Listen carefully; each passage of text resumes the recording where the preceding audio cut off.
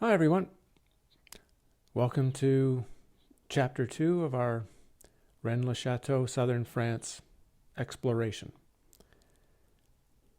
Today we're going to go a little bit deeper into the story, but we're still going to stay with a bit more of the standard presentation to start with, but we're going to go deeper into it.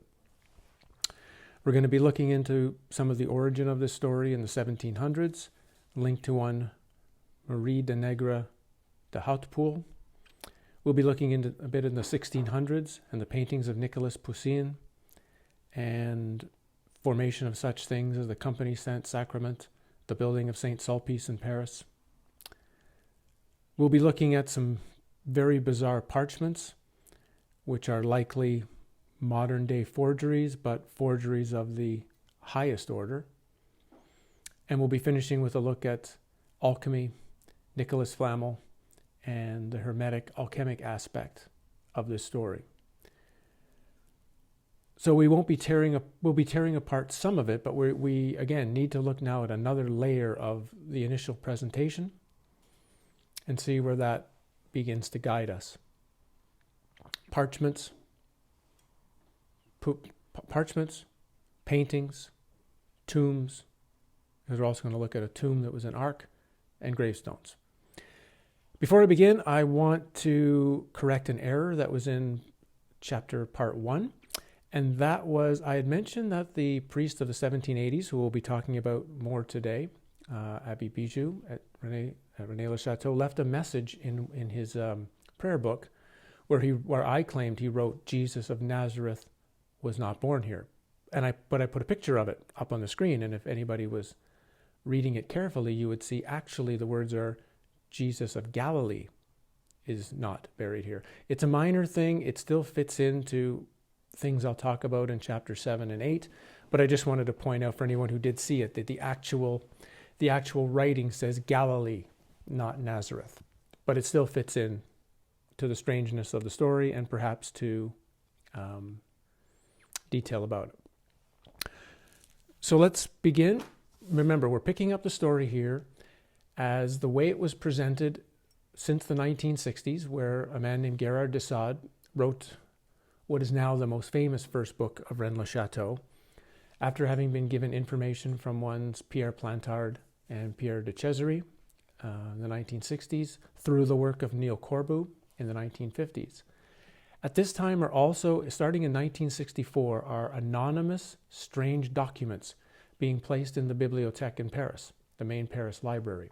They're now known as the Dossier secrets, but they are originally called the Henry Lobinot Dossier, Henry Lobinot documents.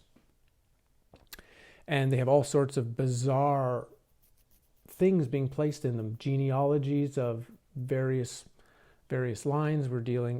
This is where this idea of the Priory of Sion comes from, this supposed hidden line of masters running a secret organization of which people like Leonardo da Vinci and others are the supposed heads of. That shows up in these documents. There's also things known as a Serpent Rouge, which will be an entire video just on that one document. So you have to recognize that these things are being placed anonymously, and they're being presented as if someone who's just died is the one who wrote them. Like literally, the person has died in like March, and then the documents are placed in May, claiming that they wrote them 2 years before, which of course is very convenient because no one can go ask them if they actually did or they didn't. Out of that comes Henry Lincoln, going through it, reading this book supposedly, and starting to make his 3 documentaries on the BBC. And we're going to present the sort of 1970s pieces to the puzzle, not related to the church, not related to the surrounding lands, related to these very specific items to discuss the code element of the story. And again, I don't think we're dealing, other than the paintings, of course. The paintings are original. They're in museums all over the world. Other than that, there's no proof that any of these other coded documents are actually real documents, as from the standpoint of part of the original story. So let us start with gravestones. These that you're going to see on the screen here. These are the gravestones of one Dame Marie de Negri de Ables who is the wife of Francois de Hout Pool de Blanchefort. Long name, and as you'll see, a very Hermetic name. Her story, I'll go into the story in detail, but how it relates to the Rennes Le Chateau mystery is supposedly after her husband died and having no sons, making her the heir of the entire Rennes Le Chateau estate, just before she dies in 1781 on the very mysterious date of January 17 that we'll get into, she presents the priest, Abbé Bijou, a secret that she needed to be passed on and that he needed to protect. This is the story. So the story goes, Bijou creates these gravestones to mark her grave, creates a set of parchments in order to hide, I guess, more secret tombs and more secret areas. And then as the French Revolution comes, Bijou has to flee France, escapes to Spain, and continues seemingly to write more and more clues, put more and more elements into Spain. Again, future video. But you got to get this background, that the story is supposedly coming out of the death of this one woman, a supposed confession that she makes, and the response of the priest in order to hide the clues to whatever the secret is she passed on. So, the Hout Pools were local lords of the area, and Francois married Marie, who isn't from the area. She comes from further south in the Pyrenees Mountains, so a very interesting clue right away. She married him when she was 18 in 1732. She's claimed to be an orphan at the time, with the death of her parents, and she had been given a tutor and guardian by the name of Francois de Montreux. Now, what's odd is the same year that Marie gets married, 1732, is the same year that this Montreux fellow is sentenced for the murder of a local priest, Bernard Manger, in Niort-Dessau, which is a place very close to La Clatte, which is where Senior was posted before he came to Rennes Le Chateau, and it's where also the priest she makes the secrets to, Bijou, had also been posted. But anyway, Bernard Manger was murdered. The story goes is that Montreux had been trying to buy a part of the presbytery, the house where the priest lived, but Manger refused to sell. No one's exactly sure why he killed him, and Montreux pleaded his innocence, but was still sent to prison as the killer. Once he was sent to prison, though, de Hout Pool takes over all of Montreux's finances and starts to look after his businesses while he's in prison. And a few years later, even buys the very same house that caused the dispute that put him in jail. At this exact same time, the same de Hout Pool marries Marie, the woman again that the Montreux had been the guardian and tutor of. So it somehow seems like right away that Marie, whoever this girl at the time is some kind of important figure in the whole mystery of whatever's going on in southern France, and needed to not only be protected, but needed to be, because as soon as the protector was gone and put in jail, the new guy who looks after the finances marries her. But there's our first clue to look into this. Francois de Hout Pool doesn't live very long. He only lives 20 years, and he dies in 1753. And supposedly, Marie got a secret from her husband. And we'll go back into the 1600s later to go in to see what some of these secrets might be. Given that she had only three daughters, Hermetic, right? 3 number. Marie took over the family wealth and the lands. You're also going to see how much of this mirrors the Senior story with Marie d'Arnaud. Same names, marries this gets involved with this rich fellow. The rich guy dies early. She continues on, supposedly has a secret. Very similar, right?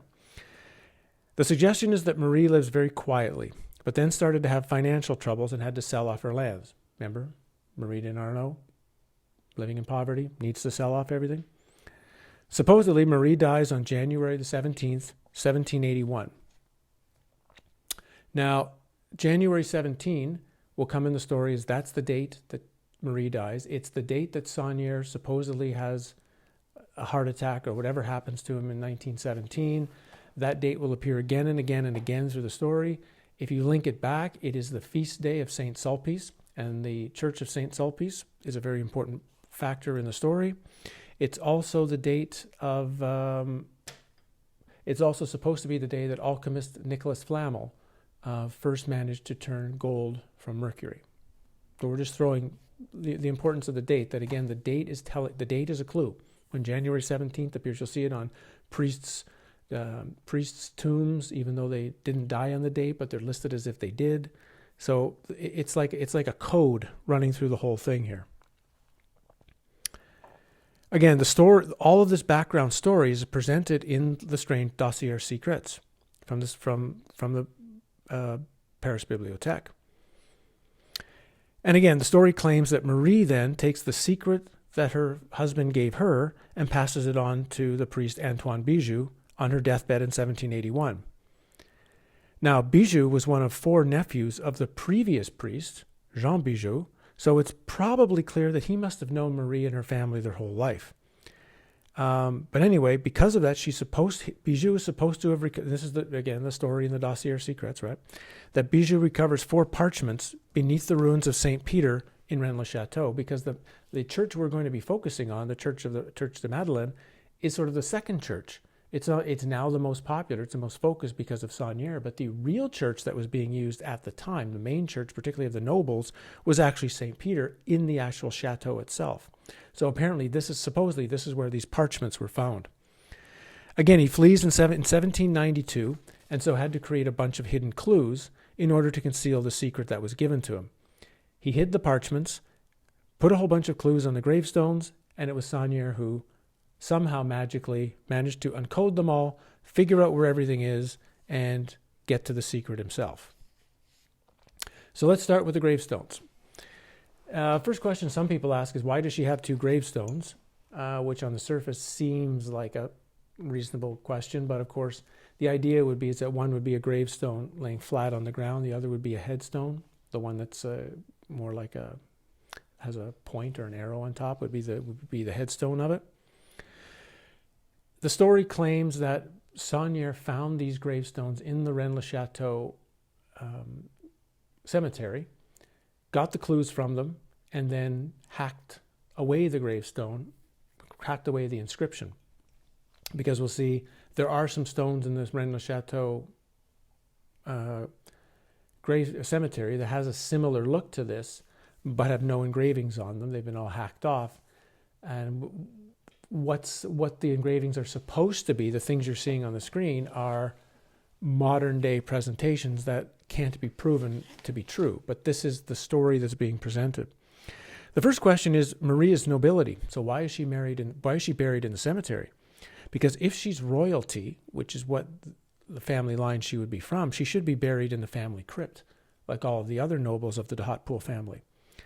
One suggestion has been tried to be made that only men were buried in the church crypt, that women had to be buried in a special area of the cemetery, but no one's been able to confirm that this is in fact true, and in fact the noble women should be in the crypt, not just the men. So, like the parchments we'll see later, again, nobody was alive to have ever claimed to have seen them.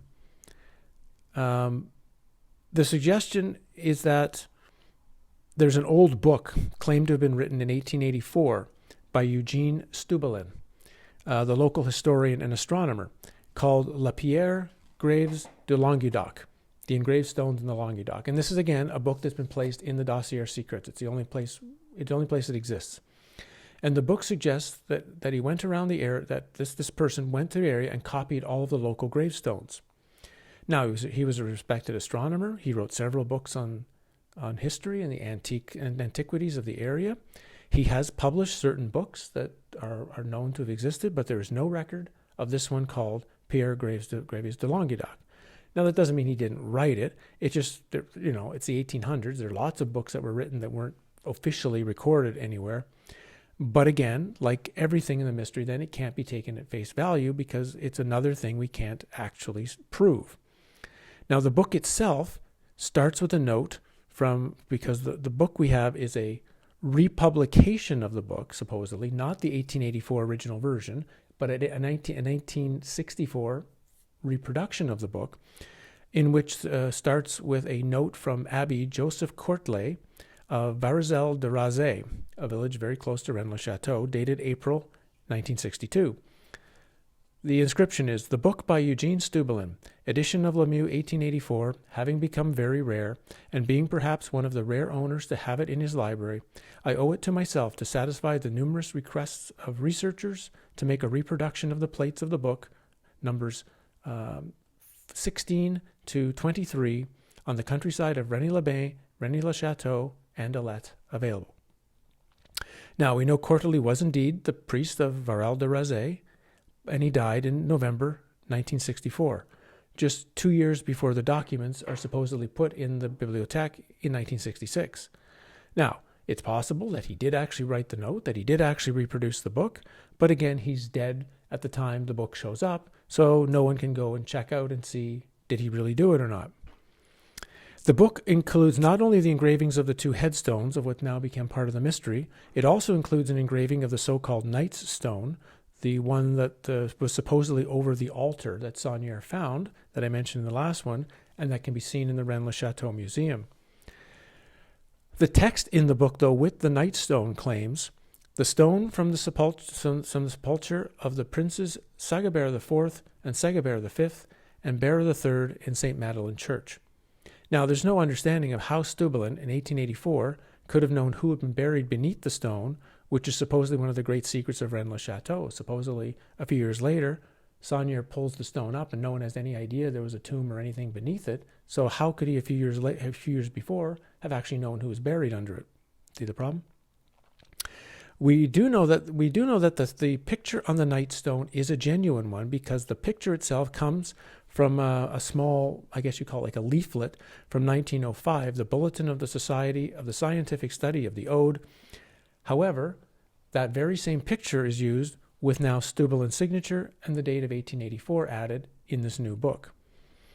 The accompanying text has been changed, and so it obviously is showing, it's obvious, and some dates have been changed to 1882 to try to show how the drawing could have appeared in an 1884, supposed 1884 book, when originally the drawing seems to have been claimed from 1905. Sorry for all this kind of rambling detail, but it is really important to dig through this bizarre stuff that's being presented in this tombstone. The tombstone itself is also claimed to be mentioned in a small article in the publication of a 1906 book or article, The Society for the Scientific Study of the Ode, in a very oddly dated volume 17 in the 17th year of 1906. And it gives an account of a 1905 excursion by society members to Rennes Le Chateau and Rennes Le Chateau.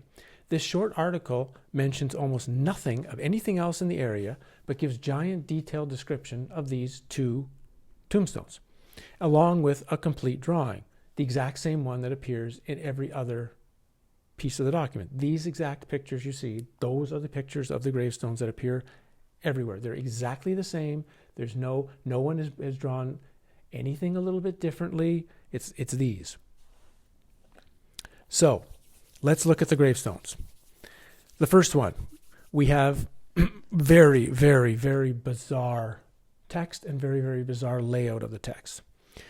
It says, translated to English, "Here lies the noble Marie de Negri, first of all, the name is wrong, de Arles, la Dame de Hout Pool de Blanchefort, age 67, died 17 January 1781.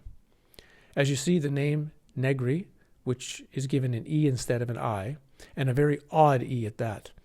As well, the T in Hout Pool is missing.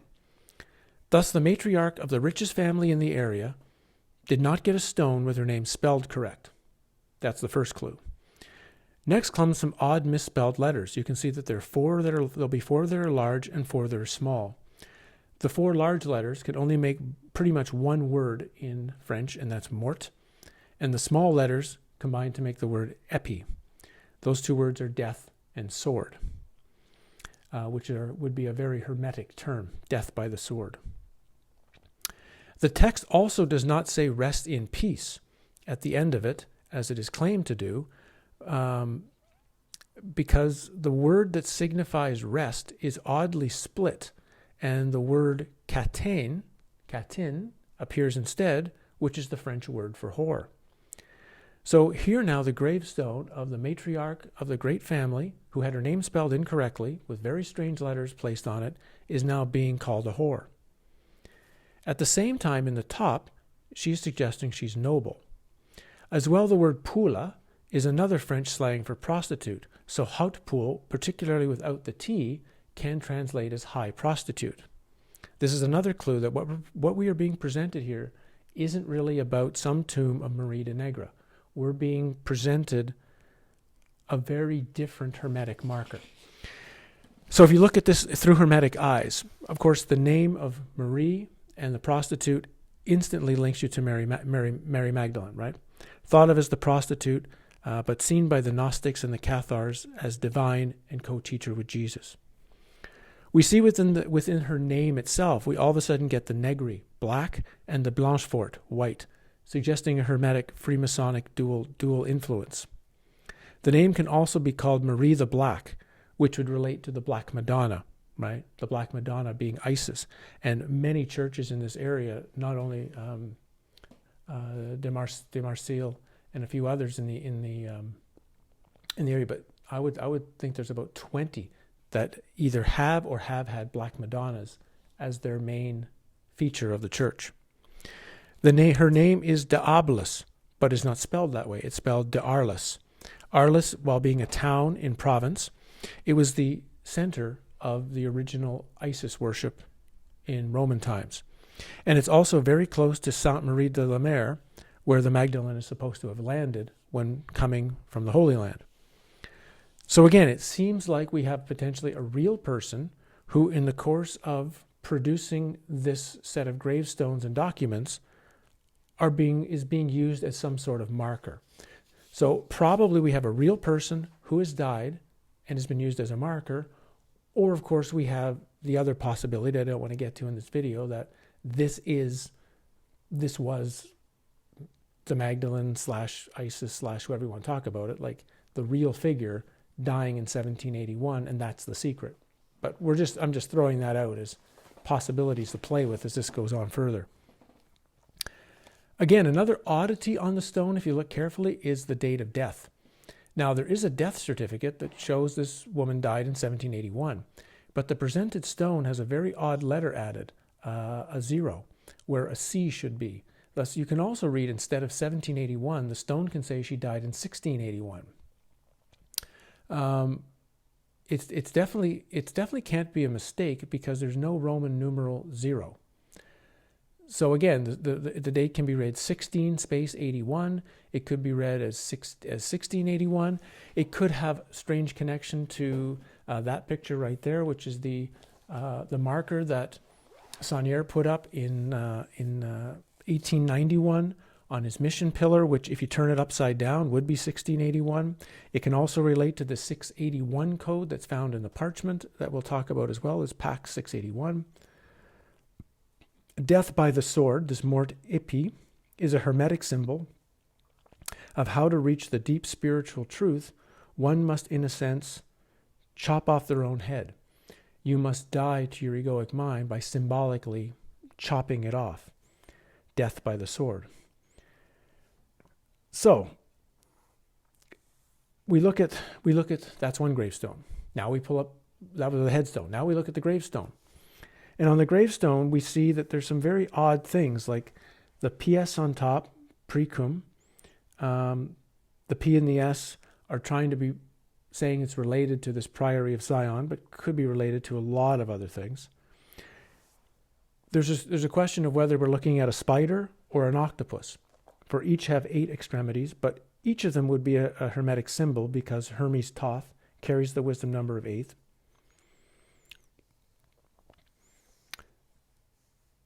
The original criticism to any of the stories of this being some type of code is that, this was very early discussions of this, that in remote French villages during the 18th century when this was being done, education was not widespread, and that the person doing the chiseling was often very ignorant of the letters they were carving and the cutting, and it would cost too much to make another when they made a mistake, so they kept the mistakes on the stones.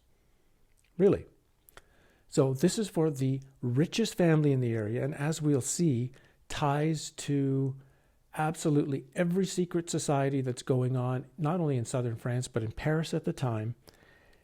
who were rich beyond their dreams, for the matriarch of their family, even if the stone had been cut incorrectly, they didn't have a little extra money to make a new stone. They didn't have enough focus to make sure that her name was spelled correctly on her gravestone. If anybody actually thinks that, then they themselves are either ignorant or they're hiding. They themselves are trying to hide from the truth. Now, also take into account 1781, the year she dies, is right as the American Revolution is ending. It's not just that all the story talking about the French Revolution starting. The American Revolution is ending. And the American Revolution has incredible ties to what's going on in France. And we do know that Thomas Jefferson, for sure, which we'll get to, perhaps Benjamin Franklin and others, all made long trips into southern France and all likely made stops at Rennes Le Chateau. Jefferson has a diary with some very mystical type presentations of seemingly his time in southern France. So again, you have to put the time frame into perspective of what's going on. Along with the second stone, we see that along the sides, written in ancient Latin and ancient Greek, are the words et in Arcadia Ego, which will become a key factor when we start looking at the paintings part of this process. Without going into detail at this point in time, you can translate it as, you might say, I in Arcadia. That's a really easy way of saying it. Some would say I in Arcadia die, I in Arcadia live. The normal translation is I live in Arcadia. Arcadia being you might say a place of peace, plentiful, the original golden age, the Garden of Eden, that kind of presentation. But we'll get to that with the paintings. Between the two sets of words, we see the words redus, regis, calis, arcus. And that can be translated in a few different ways. It can be translated, some would translate it as Rennes, king, cave, locked up. Rennes being an early, the name of Rennes Le Chateau, king, of course, cave, lock up. Others might say red king of concealed ark. There's a lot of different words of trying to play into this, but I also want you to notice that the words, redus, regis, calis, arcus all end in is. So if you just took the is, you would be seeing Isis, Isis written twice on the tombstone. So what is the legend that's trying to be presented by this? And how does this potentially relate to a tomb we're going to talk about that used to be an ark and could be the burial place of someone like the Magdalene or Jesus, or acted as a marker towards it, and is linked to a ton of ancient Egyptian symbolism? So that takes us to Parchments. The story for Lincoln's presentation of it began when the first clue he found in the de Sade book were going through two sets of parchments that he had shown. They're both parts of the New Testament. One is of Jesus's visit to Lazarus in Bethany, the name, of course, used by Saunier on his villa, and Lazarus becomes very important potentially to the story as well.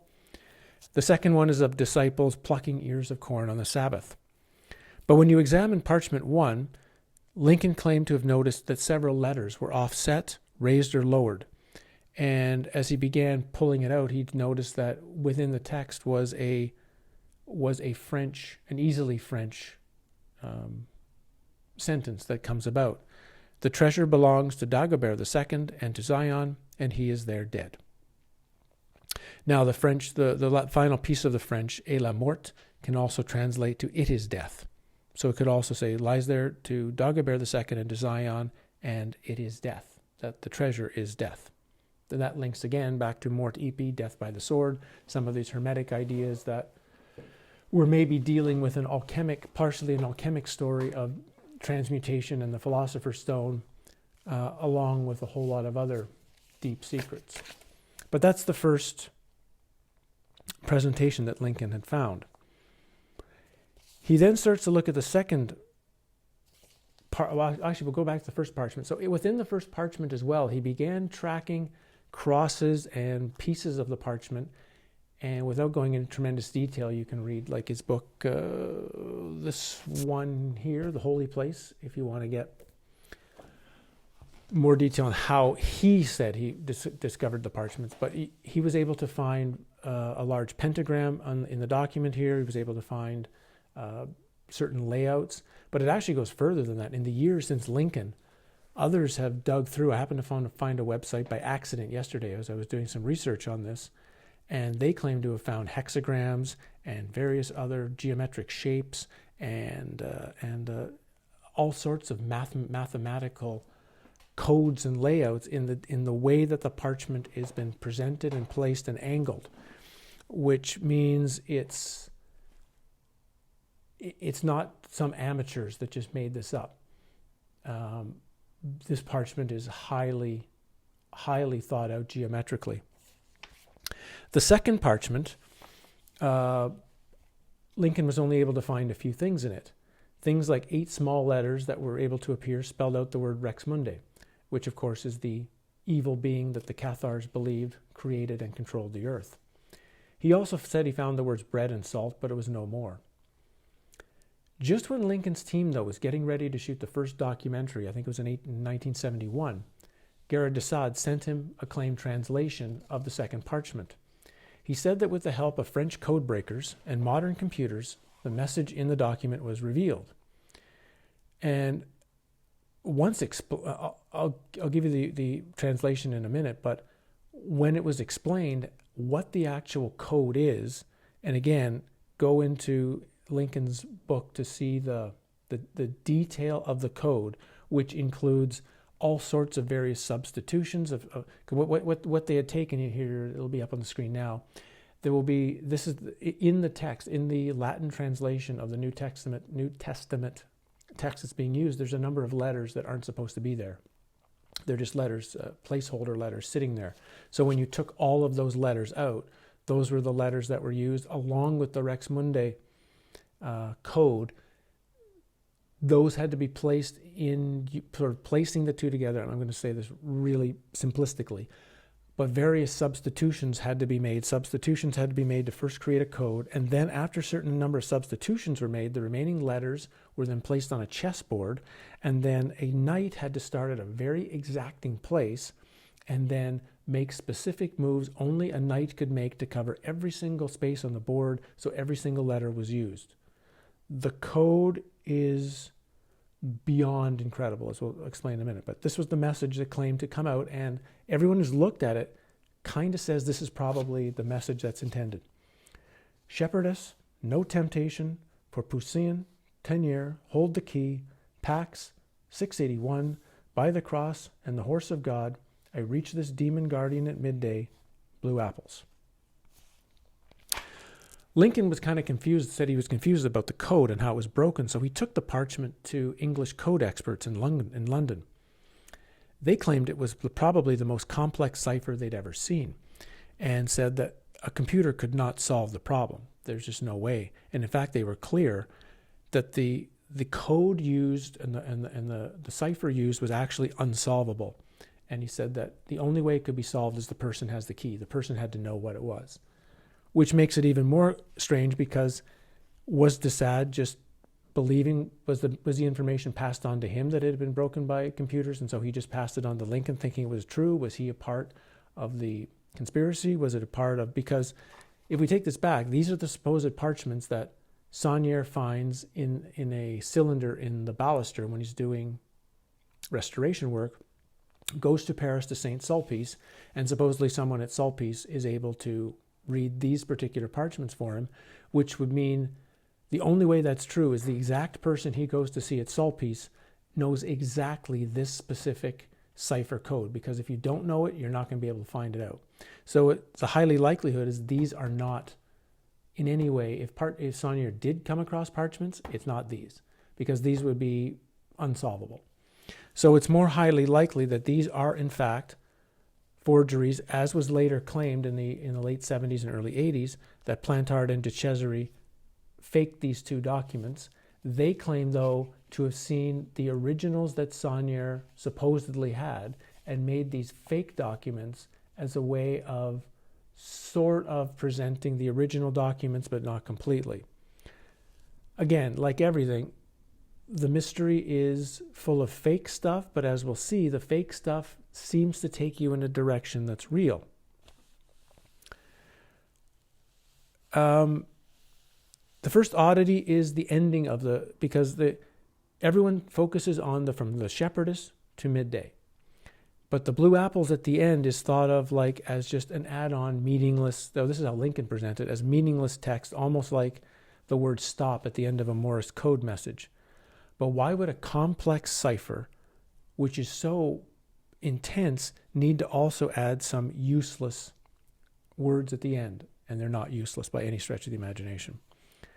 The word also that has become "I reach," where in the original translation says "I reach this demon guardian." That translation "J'achève" can also mean "I kill." So, are you reaching the demon guardian at noon, or are you killing the demon guardian at noon? Another entrant digging into this mystery is a person named Paul Caron, who seems to have all of his stuff mysteriously disappeared off the internet. I've only found it in a couple of, even references to it in a couple of places, but he claimed that the Parchments contained a very specific mathematical layout that he called the 681 armature, a layout that he claims was used to build the Saint Sulpice Cathedral the Saint Sulpice Cathedral in Paris, and that Henry Boudet's 1886 book of the Chronologues of Rennes Le Chateau that we'll get to later also includes this very odd mathematical, he calls it an armature. I don't know what would be another good translation for that word, but like an entire mathematical system that's laid into this text and comes from the building of Saint Sulpice. I would assume, if it's true, if there is this armature, it probably comes originally from Chartres. It went from Chartres to Saint Sulpice and potentially into this mystery. What did happen from the reading of these parchments is the idea for Lincoln to start looking into the two very clear artists that are mentioned in the text, Poussin and Teniers. So let's look at them. The message then moves on to say that from Desade's book, because Desade, the book itself, claimed that when Saunier went to Paris on his parchment deciphering trip, he bought 3 paintings: the Arcadian Shepherds by Poussin, also known as the Eton Arcadia Ego painting, the Temptation of St. Anthony by Tenure, and a portrait of Pope Celestine V. Now we know again the Louvre, as I mentioned, did not sell paintings at this time in the 1890s, but it's leading us somewhere. It's a treasure hunt. The book in itself is not really providing you truthful information. It's providing you a treasure hunt for you to look within to try to figure out the story for yourself. So we'll start here with Poussin's Shepherds of Arcadia, which was made in 1637, in which we see 3 male shepherds and a female shepherdess in a beautiful mountain setting. They're examining a square-shaped tomb on which has the Latin phrase "et in Arcadia ego," again written as "and in Arcadia I," which has no verb, but it again suggests to translate as "I live in Arcadia." We'll see that because of the coffin and a skull in earlier paintings, death is considered to be a very important element of the story. 2 shepherds are pointing to 2 very distinct parts of, we'll just call it the box, not necessarily the text. As well, there are shadows that appear on the box and various elements that the shepherdess is presenting. Once Lincoln began the examination of the painting himself, he found that there was a measurement that was being repeated over and over, such as the length of an arm or how a staff was done, and it was all centered on one of the staffs of the shepherds, which he found was oddly painted before everything else.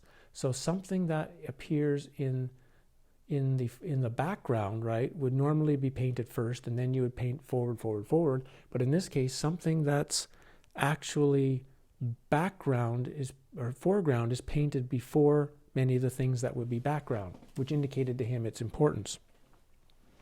So he took this to an expert in symbolic painting, Christopher Cornfield, who was amazed by the painting once he looked at it in detail, because he claimed that Poussin was using a style of geometry that was only found in Renaissance artwork and, in fact, in ancient Egypt.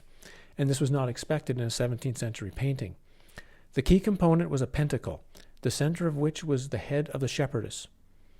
It was in large part of this discovery that helped Lincoln to feel that the shepherdess in the painting is Mary Magdalene, or you could say Isis, or all of the connections that that particular female deity is through history. Cornfield has suggested that the placement of the pentagram on the forehead of the shepherdess suggests that the whole scene is somehow emanating from her meditative consciousness or pivoting aroundness. And we're going to look at this painting in a little more detail, but this is not the first Shepherds of Arcadia by Poussin. Poussin painted an older version in 1627, and it's slightly different. We see here that all four figures are still there, but they occupy different positions. We still have one shepherdess, but now she's only with two shepherds, probably the two who are pointing, and they're looking at the tomb. There's a skull on top of the tomb, which does not appear in the 1637 painting.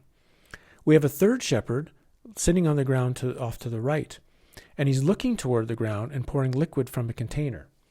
Now, you might say if this is a Christian theme, you could say that the three around the tomb might be Mary Magdalene, John, and Peter, examining the empty tomb on Easter morning, while the seated figure is the risen Christ, wearing a crown of leaves, and it could be water or wine that he's pouring on his own feet. Of course, if you take this in ancient Egyptian terms, we see the three standing figures as Osiris, Isis, and Horus, and the seated figure may be the resurrection of Osiris, or perhaps even Thoth/Hermes. Some have tried to put this into solely astronomical terms, claiming the seated figure is Aquarius, the water bearer, while the other figures represent other constellations in the sky, like the shepherd is lifting her skirt to show the bare thigh, is suggesting this could be Ursa Major, right, symbolized as the thigh. If we go back to the first painting, we see that the closest shepherd, we're still in the original painting here. The closest shepherd is tracing the words "Et in Arcadia Ego" with his finger, and the tomb bows out like the sides of a galleon or ship, or maybe a violin. And some are now suggesting that this is related to another Poussin painting, which is stored at Notre Dame de Marseille, of ships at sea in distress. Again, there's a strong belief that these paintings that he's made, certain of them anyway, are not standalone paintings, that they all link together, telling some very long story, and I'll get into Poussin here and some of his story in a moment. Poussin is not the first to paint Et in Arcadia Ego. That first one in a painting is 1618 by Guercino, Barberi, and that's in the National Gallery in Rome. And here we see two shepherds who look at a skull with a hole in it just above the left eye. Now we want to make the timing of these correct. So Guercino's in 1618, Poussin is alive and he is painting, and in fact he is working at the Louvre with very unique individuals at the time. And in some way, Poussin's painting links to this one, in fact links to all of them. And there may be Hermetic information in each of them, again with the idea that the knowledge has been placed into these documents. So a short information on Poussin, just so you have a little bit of knowledge on a tiny bit on him. He was born in Normandy in 1594. He had a connection to Cosimo de' Medici and also a connection to the famous René d'Anjou, who's often forgotten from history. But he was born in Italy, raised in Lorraine, and was one of the early starters of the Renaissance. At this same time that Poussin is making all of these paintings, he's being linked to such things as the Compagnie Saint Sacrament in Paris, an underground secret society that seems to be involved in every mysterious thing going on in France at the time. He was the one who was Poussin was the one brought to Luxembourg Palace in 1621 to do a complete remodeling. And while there, he was often in Lyon, in southern France, doing work on that remodeling. No one knows for sure what he was doing when he was in Lyon, that he needed to be there when he was working in Paris. He was also very closely working at the Louvre with the very people who became the builders of St. Sulpice, and Olier, who became the founder of the Society St. Sulpice, which links this is the very group who was the one who set off the original 7 I don't know if you want to call them founders, it's a very strange story, the ones who went and founded the city of Montreal, Canada, as a response to try to create a second city opposite to Quebec City. And they named the city Montreal after Montreal de Sauce, the mountain very near Saint Sulpice, or very near Rennes Le Chateau, which has the very strange Grail and Knights Templar reliefs in the cave there. So we'll get to that story in time when we do the 1600s video 4 or 5. I just want to mention all of these things are going on. It's also at this time Poussin had a very strong interest in Egyptian hieroglyphs, was reading great detail of what Francis Bacon and Kircher had to say about them. Remember, Bacon was still alive in Poussin's early part of his life. Poussin claimed that the most important thing an artist could do and to create was painting history. Painting history. That's what he claimed was the most important thing an artist could do. So was Poussin, in all of his paintings, painting history?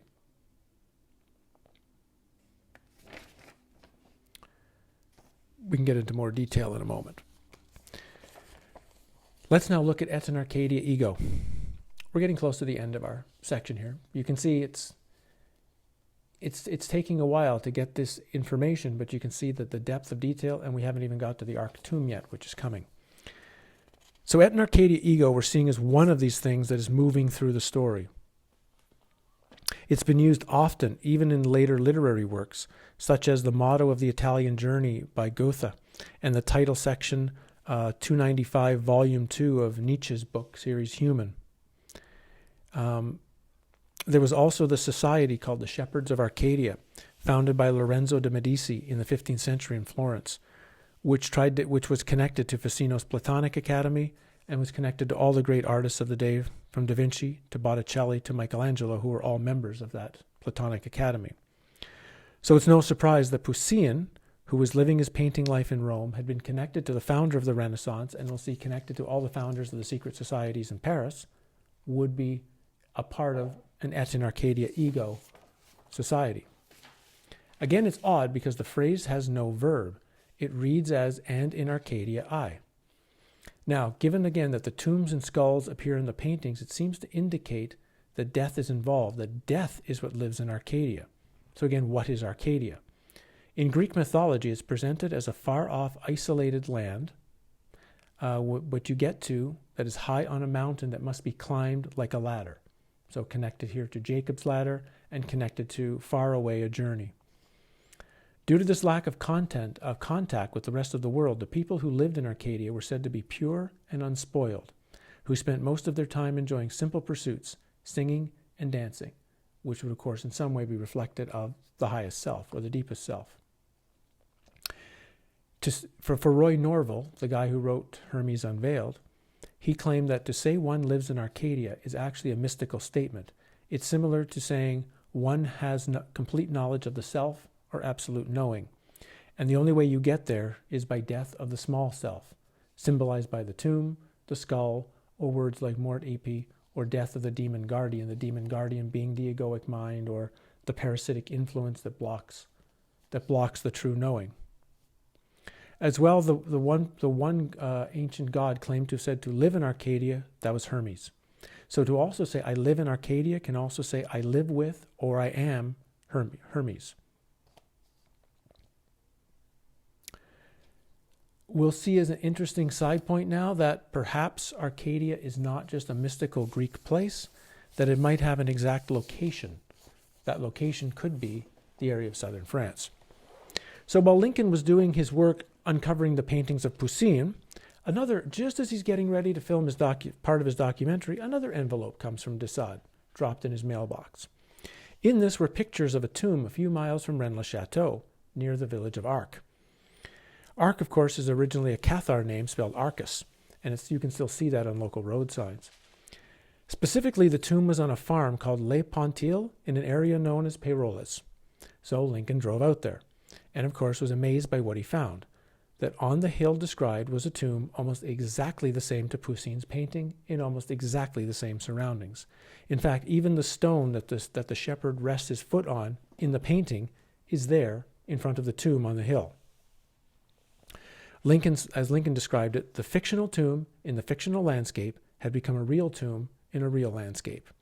And while the background is not a perfect match, the hills itself, the tree have similarities, and some suggest that Poussin has changed the mountains behind directly in order to include such things as Cardoux or Mount Ségur, or put in Rennes Le Chateau, put in things a little different in the background of the painting, but that's up for discussion.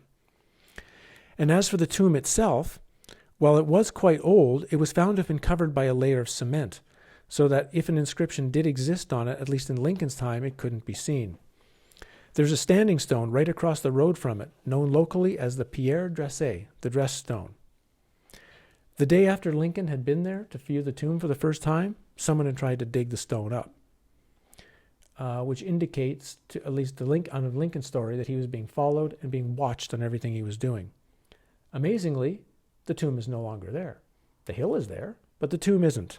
In one of the many odd twists to the story, the new landowner in 1988 smashed the tomb to pieces. He claimed that he was getting tired of so many treasure hunters coming to his land, so he smashed the tomb to pieces. And this seems odd because, one, it's a tomb, right? There are actually people buried in it. Two, it's a historical landmark, and the landowner seemed to get in no trouble whatsoever for doing that. And now it's gone and only exists in photographs like this. This is the landscape you would see now, the place devoid of the tomb. So why was the tomb needed to be completely destroyed? Was the tomb that important? The first question was, well, how old was the tomb? And when Lincoln was walking around trying to get answers to it, he asked, well, who is in the tomb? He was given a comment, which he thought was a joke. Oh, 2 American ladies are buried in it. But when he soon checked into it, he found that the information was correct. The story goes there are two American ladies that were buried there. The information, the way it's presented, was that in the 1880s, the area was owned by one Louis Gilbert, who is the one who's claimed to have built the tomb on the hill in 1903. Supposedly there were later statements by people saying they had seen the tomb being built when they were young boys. But if that's true, then that would be exactly the time that Seniers, the priest, just down the road at Rennes Le Chateau. So here's someone who's building a tomb out in the middle of the roadway, making it almost identical to one in a major work of art at the exact time Seniers is in charge, and no one's really asking too many questions about that. Apparently, the original first person buried there was Gilbert's wife. Now, perhaps this was a new tomb. Perhaps there was an old tomb that they reshaped and re-altered. Perhaps there was a different tomb that they took down, put a new one up. What we do know is that no one has made any comment that they knew of a tomb sitting before this 1903 version. That doesn't mean there wasn't one there. The builders that were used to build the tomb were claimed to have come from Rennes Le Chateau. And Rennes Le Chateau is, of course, the place where priest Henry Boudet, who had wrote the Chromolax de Rennes Le Chateau, resided as their parish priest, which indicates Boudet and Seniers had some connection to the creating of the specific tomb that was there. So were they marking the painting with the tomb? Were they changing a tomb that was there? Was something torn down already and they were rebuilding it? Yet soon after the First World War, Gilbert sells the estate to a group of very strange Americans. And that group of Americans seems to have been involved with burials that resemble ancient Egyptian mummification rituals. The man was named Louis Lawrence, and he came to buy Les Pontils from Gilbert just after the First World War, claiming that he was sick and needed a calm place to live. So why would a sick American, and coming with 2 older women with him, want an estate in remote southern France? In fact, no one is sure ever who these 2 women were. One suggestion is that it was his wife and his grandmother. Another suggestion it's his wife and his daughter.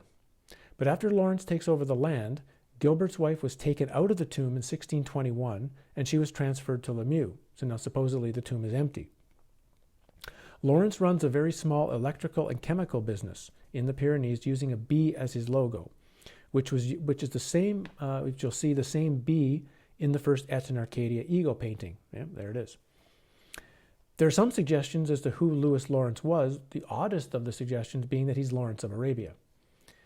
But after the deaths of each of the women in Lawrence's little circle, the locals claimed that strange sounds would start coming out of Lawrence's house during the day and the night. And those who got close were suggested that they were hearing, and people who peeked into his windows claimed they were seeing an ancient Egyptian mummification practice. Now, if that's true, where would some American have learned the ancient mummification techniques and rituals from? Supposedly, after the last woman died and was placed in the tomb, the strange noises stopped, and he immediately left to live in Carcassonne for the rest of his life, where he died in 1954. For a very sick man, he seemed to live a very long life. He took almost none of his possessions with him when he left. He just literally left the house and the land and left everything there. And they were still there when he died. And when the locals finally came to empty out the house after his death, they found a huge number of topographic maps, astronomical tools, and a giant series of ancient Egyptian statues. Again, close to this very area during the 1920s, there was a time of a very dry summer, and there were old water holes and water springs that were known of by the locals, and so they started digging to try to get water during the drought. And in the course of digging, they were finding tons of original Egyptian statues found near an underground lake, including one, a Greco-Roman version of Sekhmet that's in the book. All this information on the Egyptian stuff is in the book Wanderlings of the Grail. Why don't I have it with me to show you? I'll try to put a picture of it on the screen. So again, while no one can be sure if the tomb was there where Poussin painted it, or if it was later painted on the spot, there is suggestion that he was certainly probably painting the hill and the area at least sometime before 1637.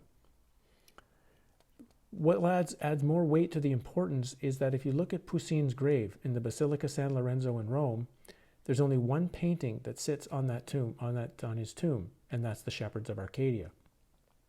It includes a phrase in Latin that speaks of how Poussin gave his life without really dying. He is silent now, but if you're prepared to listen, you can still hear him speaking through his paintings, which means you have to look at his paintings very, very carefully. If we go back and look then at the shepherds a little more closely, what are the shepherds pointing at in the painting? It seems that they're both pointing at the phrase, Et in Arcadia Ego. But actually only the kneeling shepherd is pointing to the phrase. The standing shepherd is pointing instead to a line that runs along the tomb, not the phrase. It's also worth noting that will become more important as we get into sacred geometry, that the Ark Tomb, the very place on this hill, is almost right on the original Paris rose line, the original Earth prime meridian. And this rose line is very important to the site. Supposedly, this was not set up until the 1650s, yet here, in Poussin's painting, the second shepherd is pointing directly at such a line. So in essence, the line must have been in place at least 30 years before it was supposedly created, and perhaps known for tens of thousands of years. It's right next to the village of Arques, which has its root Ark, thus similar to Arcadia, also Ark of the Covenant, and could also be Archon, the controllers that control this realm. Therefore, bizarrely again suggesting that Poussin may be, in fact, depicting the Greek paradise of Arcadia in his shepherd's paintings, which, again, always thought of as some mythological land or a land in Greece, but perhaps he's showing that the real Arcadia is the region around Rennes Le Chateau, and perhaps for some reason, in some point, centered on this hill near Arques. One of the interesting suggestions about the tomb being built in 1903 was again that there may have been an earlier tomb there, one which Saunier and Boudet may have destroyed or even removed, and then commissioned Gilbert to build a new one as a replacement. Perhaps if the gravestones of Marie de Negri were really true, perhaps they were the one. This is where they were found. They may have been found with a tomb, some kind of tomb on top of this hill. André Duzet has suggested that the Ark Tomb now might cover a secret passage and was built to block off, because it's encased in concrete. It would be really difficult, or was encased in concrete. It was really difficult to get anywhere close to, and it might indicate somewhere in that hill is an original tomb. Obviously not where it is now, because there would be nothing.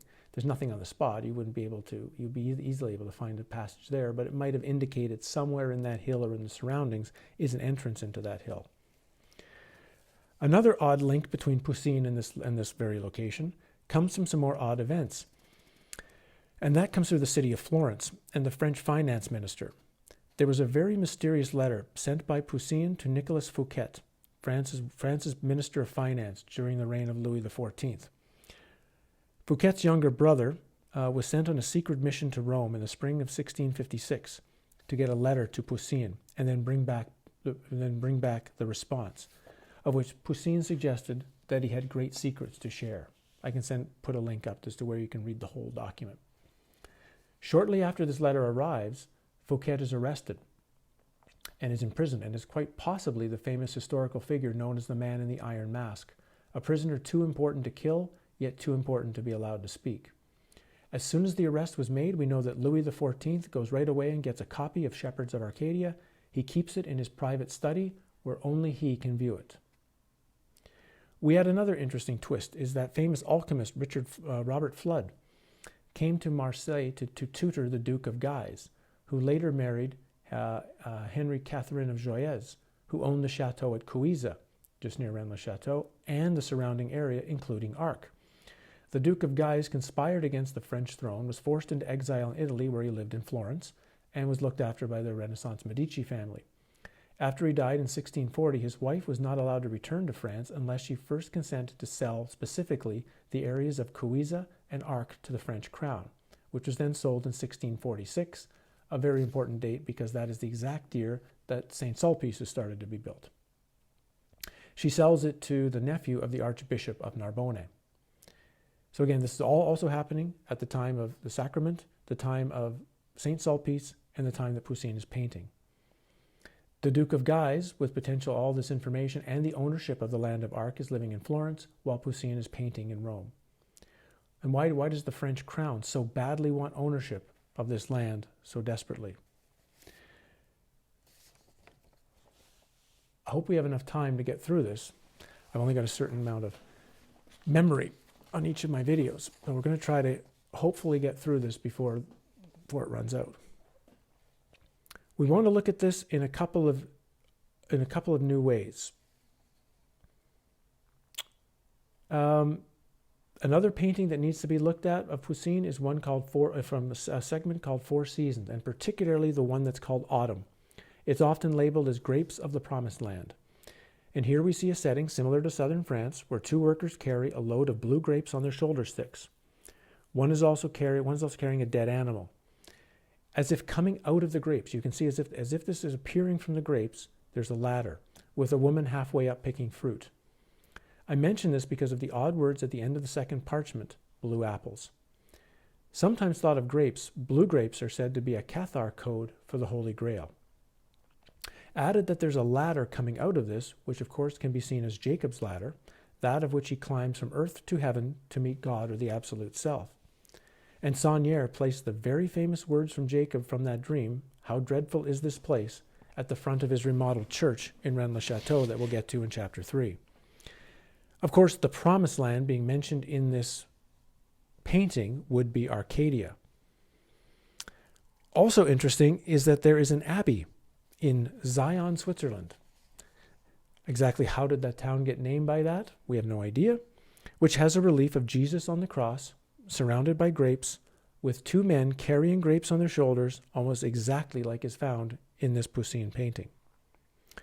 But the Poussin connection continues, and to that you have to cross the English Channel and go to a mansion estate near Warwickshire, England, known as Shugborough Hall. It is here there's a large shrine relief known as the Shepherd's Monument, and it was built sometime between 1748 and 1763. It includes a replica of the 1637 Shepherds of Arcadia painting, though it's painted in reverse, and has some very strange additions to it. Meanwhile, the original 1927 Shepherds of Arcadia painting is kept a short distance away at Chatworth's house. That's where it is. So why are both of these in England and at this particular location? It was bought by the Anson family in the early 1600s, and the house was redone in 1693. Of the oddities with the large monument, the kneeling shepherd does not point to Arcadia with his index finger, but with his thumb, different from the Poussin painting. The square rock stepped on in Poussin has become more of a rounded stone, of which the end almost has the look of a lamb's head.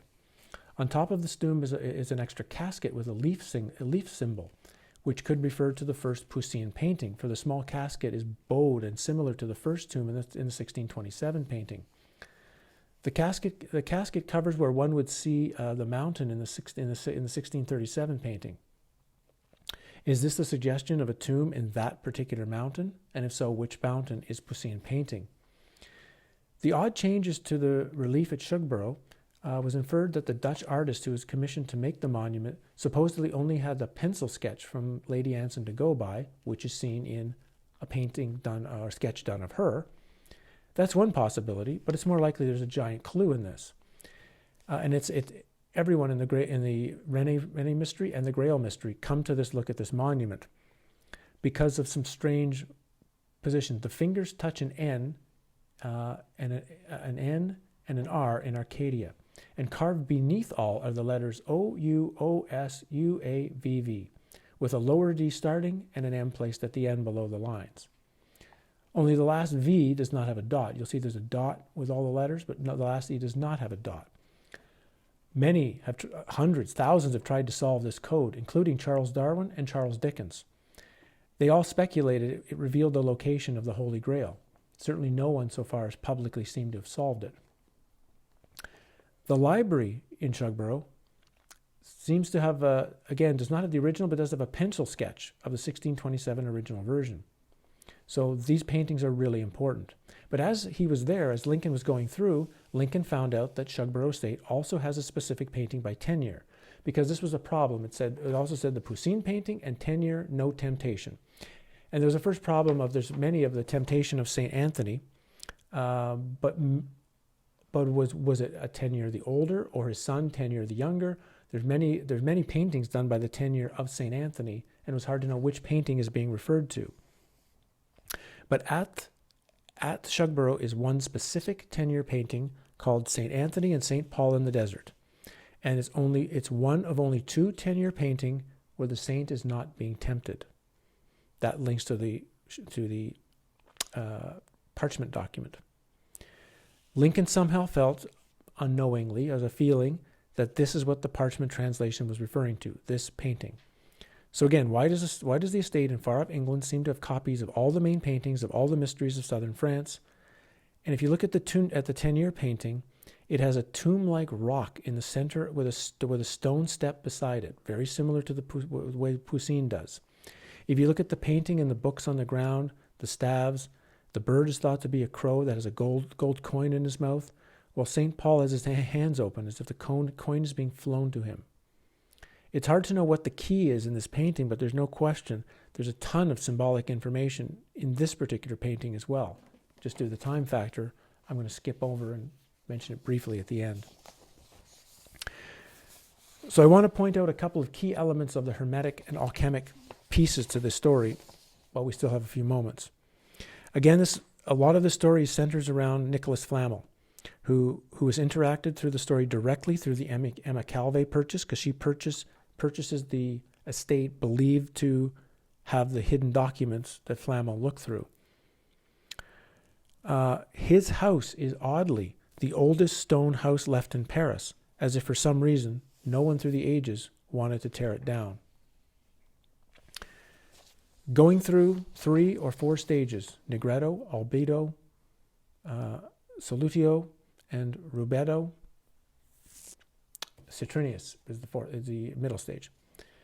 You were moving, supposedly, the belief was transmuting base metals to gold, but of course the base metal, the Negretto, the prima materia, is the body, is the mind, is the experience, is the lower self, which will be transmitted through the work on the alchemist into the highest self, or the philosopher's stone, or the golden aura of total knowing.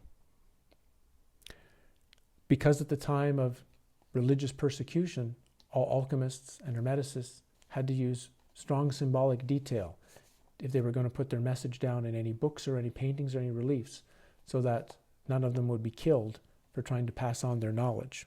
So all is produced in symbol. So if we end this very briefly, Roy Norville on one level is suggesting that a lot of this story that we've seen so far is a Hermetic alchemic story.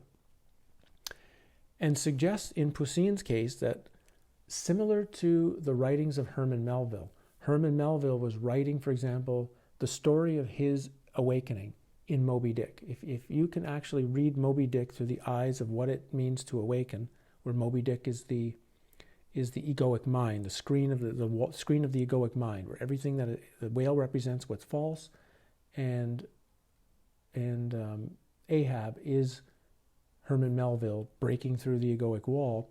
He's saying something similar can be found in Poussin's paintings, in that the 1627 painting, he's at a particular stage, at a particular knowledge, maybe has not seen this. If there is a real tomb, he's not seen the real tomb. He's doing the work. He's working on destroying the egoic block, the egoic parasite represented by the skull. But by the 1627 painting, with the skull gone, means he's done that work. The landscape is clean, the landscape is pure, the consciousness is coming out of the shepherd in a sense. Isis or Mary Magdalene is connected with him, and he's showing that by that painting he has dissolved his egoic mind. One theory. Another theory is that all of these paintings are, and something similar in the Tenure painting, but we don't have time to go into it in this particular video, but I can in one of the future ones. Another suggestion, of course, is that these really are markers, maybe not necessarily at Ark, but putting you the clues to real tombs of real figures somewhere in the landscape.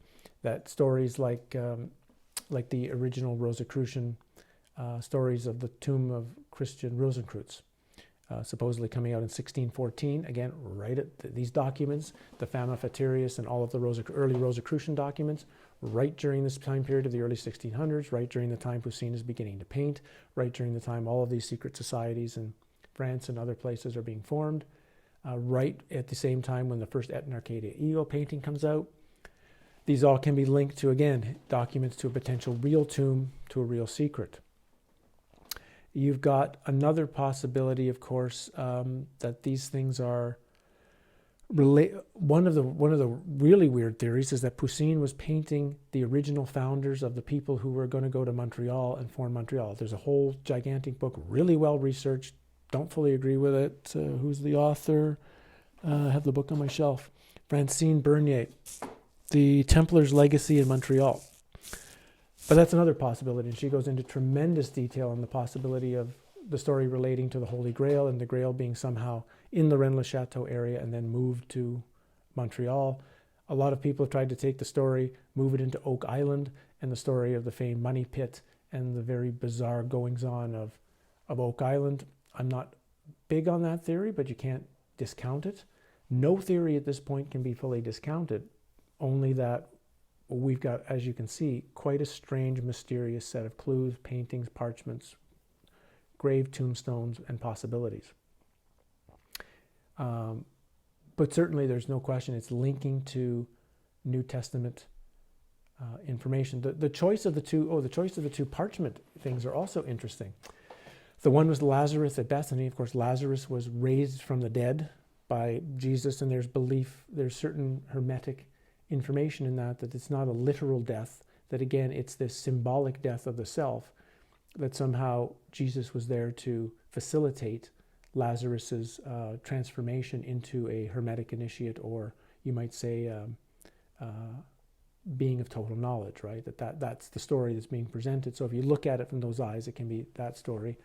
And that the plucking of the ears of corn on the Sabbath, well, that means that your work, whatever the work is, doesn't stop on the Sunday just because religious authority or government authority tells you what to do or what not to do, that your work, whatever it is of prime importance.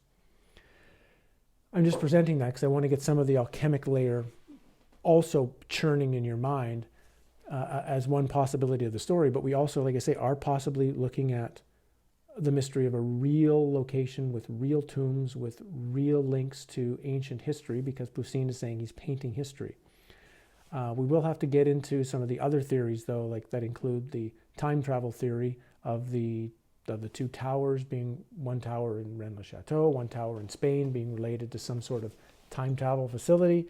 We've got more and more stories of taking the New Testament into very very deep layers of potential information. We've got all of the secret societies to get through and their goings on in the 1600s.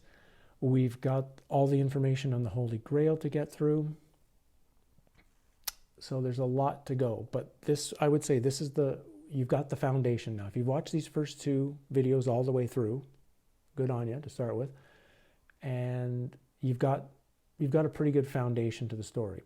The next one we're going to go through is the complete dissection of not just the church that Saunier renovated at Rennes Le Chateau, and all the renovations, all the statues, all the reliefs in there, all the paintings. Try to go through the symbolism of what's in everything in that. We're going to go through the tower. We're going to go through the villa. We're going to go through the presbytery. We're going to go through the old castle. We're going to go through everything about Rennes Le Chateau itself, with the video after that doing the surroundings, countryside, before we go into the layers of what you might call various symbolism. So I'll stop there. 1 hour and 15 minutes of straight talking. I'm going to need to rest my throat for a while.